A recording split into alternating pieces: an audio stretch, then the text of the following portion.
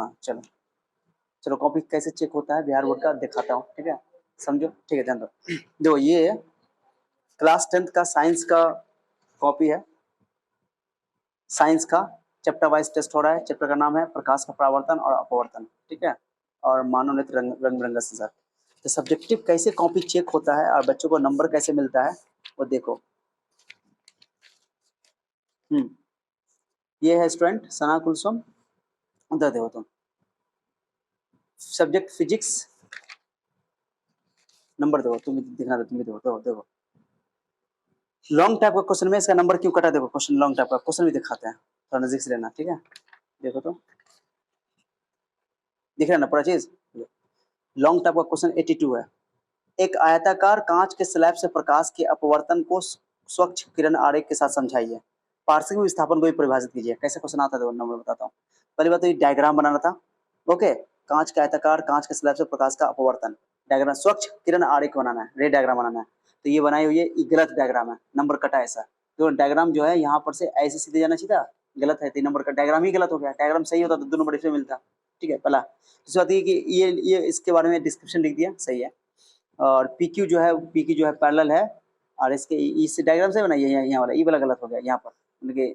और क्वेश्चन बोला है समझाने के लिए, किरण आग के साथ समझाइए। किरण आरेख भी बनाना है, समझाना भी है। जैसे कि लाइट यहाँ पर एयर से इस पॉइंट Q पर हवा से कांच में जा रही है, और पॉइंट R पर कांच से हवा में जा रही है, ये समझाना था, तब नंबर मिलता, ओके। उसके बाद पार्श्विक विस्थापन को परिभाषित कीजिए। तो पार्श्विक विस्थापन सही लिखिए, निर्गत किरण और आपतित किरण, अपवर्तित किरण लिख दिया, एक तो गलती यही है, ओके। तो ये पूरा गलती बनाई है। 5 नंबर के क्वेश्चन में डायग्राम गलत है उसका, यहाँ पे देखो ना डायग्राम कैसे गलत हो गया कि नॉर्मल, तो नॉर्मल ऐसे होना चाहिए था, ओके, तो नॉर्मल सही बनाई भी नहीं किया, देख लो नॉर्मल ना सही बनाई है। चलो ठीक है, नॉर्मल थोड़ा सा नॉर्मल लग ही रहा है कि 90 डिग्री, नॉर्मल ऐसे किस फ्रैक्शन नहीं, नॉर्मल सीधे ना नॉर्मल ऐसा होना चाहिए, नॉर्मल। चलो ठीक है, डायग्राम थोड़ा मतलब मिला जुला कर ठीक है, पूरी तरह सही नहीं है। यहाँ कट गया, पूरा गलत, एक्सप्लेन नहीं किया, ओके। तो 1 नंबर मैं यहाँ डायग्राम के लिए दे देता हूँ, क्योंकि कुछ डायग्राम का हिस्सा सही है, मैक्सिमम हिस्सा, 1-2 पॉइंट गलत है। अब बाकी जो है पार्शियल विस्थापन का डेफिनेशन गलत है, तो ये लिखने के लिए डिस्क्रिप्शन 2 नंबर। 5 नंबर का क्वेश्चन केवल 2 नंबर। इसका आगे देखो, न्यूमेरिकल बनाइए। 5 नंबर का एक न्यूमेरिकल क्वेश्चन था, क्वेश्चन नंबर 83। 20 सेंटीमीटर फोकसांतर वाले उत्तल लेंस के सामने वस्तु कहाँ रखा जाए कि उसका चरगुना आवर्धित प्रतिबिंब प्राप्त हो। ये न्यूमेरिकल है, 5 नंबर का क्वेश्चन है। देखो टीका की आवर्धन 4 दिया हुआ है, तो एक बार चूंकि क्वेश्चन में नहीं बोला है कि वास्तविक प्रतिबिंब है कि काल्पनिक प्रतिबिंब है, तो m बराबर मैंने 4 लिया है एक बार, यानी कि वास्तविक प्रतिबिंब के लिए रियल इमेज लिख दिया अंग्रेजी में। तो बिहार बोर्ड के बच्चे इंग्लिश में लिख सकते हैं, दिक्कत नहीं है, कॉपी छे हो जाएगा, टेंशन नहीं है, सही लिखना है बस, इंग्लिश लिखो या हिंदी लिखो। और m का मान -4, और m का फॉर्मूला -v/u होता है, लेंस v/u होता है, तो सही लिखिए v/u, लेंस के लिए फॉर्मूला v/u होता है। और आराम से -4 रख दिया, क्रॉस के यहाँ पर लेंस का फॉर्मूला, यहाँ पे एक लाइन लिख देती है, लेंस का फॉर्मूला है, क्या लिख देती है बोलो, लेंस सूत्र है, ये लिख देना चाहिए था, लिखी नहीं है लेकिन चलो। और ये वैल्यू कैलकुलेशन किया, और कैलकुलेशन यहाँ से u का मान काट उठ के -100 -25 लिया। ये तो ये -25 सेंटीमीटर तो साइन कन्वेंशन के साथ ना आया, यानी ऑब्जेक्ट डिस्टेंस से 25 सेंटीमीटर राइट है, यानी कि लेंस की इधर, तो 25 सेंटीमीटर लिख दिया, ओके लिख दिया। ये एक पार्ट हो गया। दूसरा पार्ट रियल इमेज के लिए हो गया। फिर उसके बाद वर्चुअल इमेज के लिए बनाइए, m का मान +4 लिया, फिर फॉर्मूला लगाइए, फिर यहाँ से u का मान लिए -15, ये +15 आ गया, मोड लगा के, यानी दूरी कभी निगेटिव नहीं होता तो लास्ट में प्लस ही लिखना है, सही लिखिए एकदम, ठीक है। ये आभासी प्रतिबिंब, इसको पूरा 5 नंबर मिला है इसमें, पूरा 5 नंबर, कटाई नहीं, पूरा स्टेप सही है इसका। उसके बाद श्वेत, ये प्रकाश की क्वेश्चन नंबर क्या में है 85 में है, प्रिज्म द्वारा प्रकाश के वन विक्षेपण को चित्र की सहायता से समझाइए।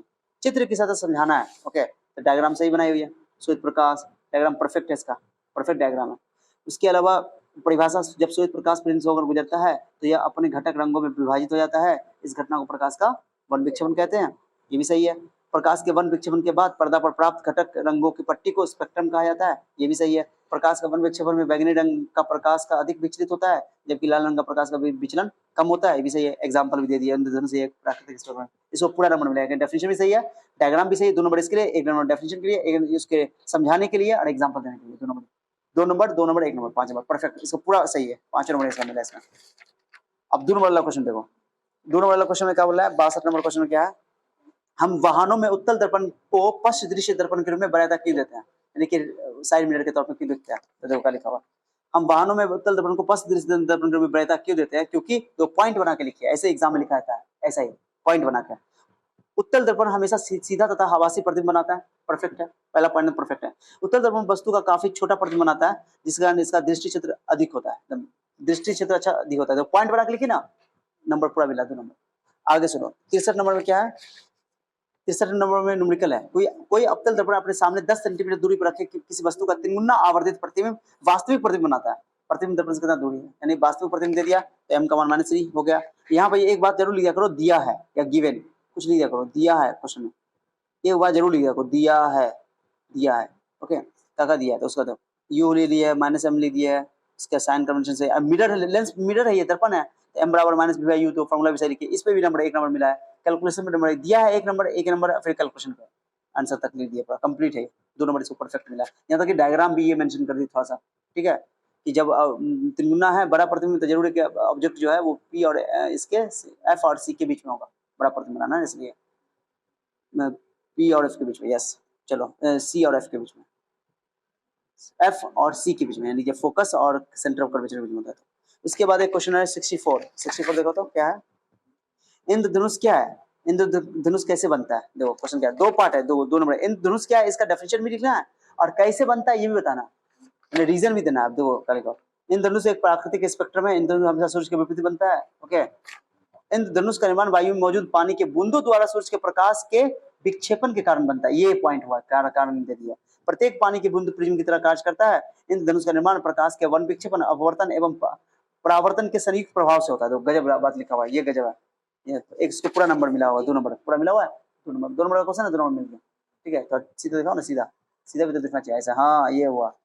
उसके बाद चलो 66 में क्या है, 66 में है ना, चलो 66 देखते हैं। 66 में प्रकाश के अपवर्तन को परिभाषित कीजिए तथा अपवर्तन के नियम को बताइए। अपवर्तन के लिए 1 नंबर मिलेगा और अपवर्तन के नियम के लिए 1 नंबर। तो पहले है जब प्रकाश एक माध्यम दूसरे माध्यम में जाती है तो प्रकाश की चाल बदल जाती है, इस घटना को प्रकाश का अपवर्तन कहते हैं, ये परफेक्ट है, 1 नंबर इसके लिए मिलेगा। अपवर्तन का नियम, आपतित किरण, अपवर्तित किरण और आपतन बिंदु पर डाला गया अविलंब, तीनों एक ही तल में होते हैं, 2 पॉइंट वाइज बना के लिखिए, इस पे नंबर मिलता है एग्जाम में। एक दिए गए रंग के प्रकाश और किसी 2 माध्यमों के लिए sin i sin r नियतांक होता है, इसको स्नेल नियम कहते हैं, एकदम परफेक्ट है, 2 नंबर इसको पूरा मिलेगा।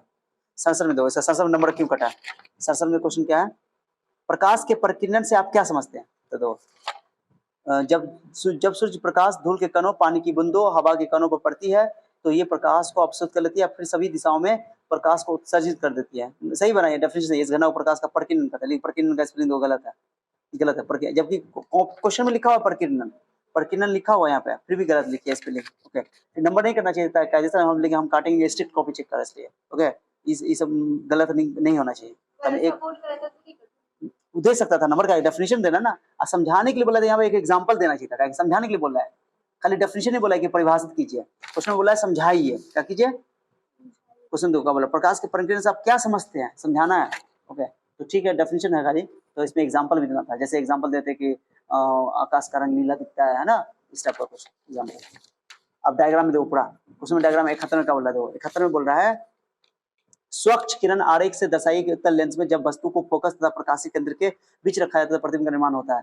मतलब डायग्राम खाली बनाना है, ओके, डायग्राम 2 नंबर मिल गया। उसके बाद 72 में बोल रहा है, 72 में 72 देखो, 72 प्रिज्म से होकर प्रकाश के अपवर्तन का किरण आरेख बनेगी, केवल डायग्राम बनाना है, केवल डायग्राम 2 नंबर मिल गया, परफेक्ट।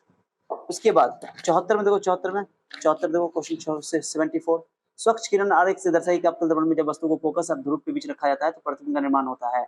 अवतल दर्पण की बात हो रही है, तो ये बनाइए, लेकिन दो ये यहाँ गलत क्यों है, इसका डायग्राम यहाँ पैरेलल बना दिए, थोड़ा सा इधर होता है ऐसे, तब ये जाता तब मैं पीछे बढ़ा देता तो मिलता, तो दोनों पैरेलल हो गया, पैरेलल कभी ना उधर मिलेगा ना इधर मिलेगा, तो गलत है डायग्राम बनाई है, तो डायग्राम सही है, अब जबरदस्ती मिला दिया, इमेज का फॉर्मेशन भी सही किया, ठीक है भैया, हाँ यहाँ सीधे पैरेलल कर दिया, पैरेलल जब होगा तो कभी मिल भी नहीं करेगा पीछे, और यहाँ जबरदस्ती मिला दिया वो, 1 नंबर इसको मिल गया, डायग्राम थोड़ा मोड़ा सही था, बाकी सब गलत है, रे 2 निकाली है, ओके।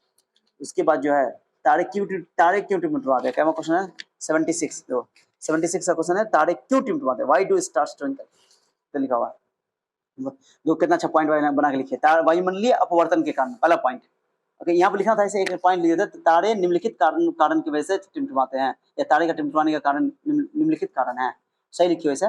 पहला है पॉइंट, वायुमंडल पर घनत्व अनियमित रूप से बदलता रहता है, तारे हमसे बहुत दूर होते हैं, तो पॉइंट वाइज बनाएंगे, याद करना भी आसान होता है आंसर, और नंबर भी मिलता है इसमें। उसका ये 57 में देखो, 57 में क्वेश्चन क्या है, ध्यान दो, क्वेश्चन को समझना बहुत जरूरी। 57 में क्या है, 76 है क्या, 71 है। जो ये क्वेश्चन सब साफ साफ नहीं लिखो, जैसे एग्जामिनर का भी गुस्सा आएगा, नंबर काट देगा। 78 है, देखो 78 है, साफ नहीं लिखी हुई है। नेत्र की समंजन क्षमता से आपसे क्या अभिप्राय है, सामान्य आंख के लिए समंजन क्षमता क्या है। दो पार्ट में क्वेश्चन है, एक ये पार्ट है, एक ये पार्ट है। डेफिनेशन लिखना है और उसका पॉइंट 2 नंबर मिलेगा, एक नंबर दोनों के लिए। ईर्का की अवध क्षमता जिसके कारण स्लरी मांसपेशियां नेत्र लेंस की फोकस दूरी को समायोजित करता है ताकि प्रतिबिंब रेटिना पे स्पष्ट रूप से बने। नेत्र की इसी क्षमता को समंजन क्षमता, परिभाषा सही है, बट ये कि आगे क्वेश्चन में बोल रहा है कि सामान्य आंख के लिए समंजन क्षमता क्या है। ओके, तो ये नहीं लिखी है, सामान्य आंख के लिए होता है चार डायोप्टर। ओके, नहीं लिखी है, लिखना चाहिए प्लस 4 डायोप्टर, नहीं लिखी है। और ये तो क्वेश्चन नंबर गलत किया हुआ है, क्वेश्चन नंबर लिखना बहुत जरूरी है। ओके, तो 4 डायोप्टर लिखना था, 1 नंबर, इसलिए 1 नंबर इसको मिला। ठीक है, तो इस तरह कॉपी चेक होता है। इसका टोटल जो है नंबर आया है जोड़ करके, कितना आया है सब्जेक्ट में, 29 सब्जेक्ट में 29 आया है जोड़ के। 2 5 7 7 5 12, जितना बोला जाए उतना ही बनाना। 12 12 6 18 18 2 20 21 21 21 और 4 25 1 26 26 3 29 29 नंबर इसका, 29 नंबर, यानी कि टोटल 29 नंबर आया है। कितना नंबर का क्वेश्चन था ये कितना का था, 35 नंबर ना, 29 नंबर आया इसका, 35 में 29 आया। ठीक है, वो 30 नंबर ऑब्जेक्टिव उसका हो गया। ठीक है, ये इसलिए इसका आंसर नंबर आया। ओके, डन करो।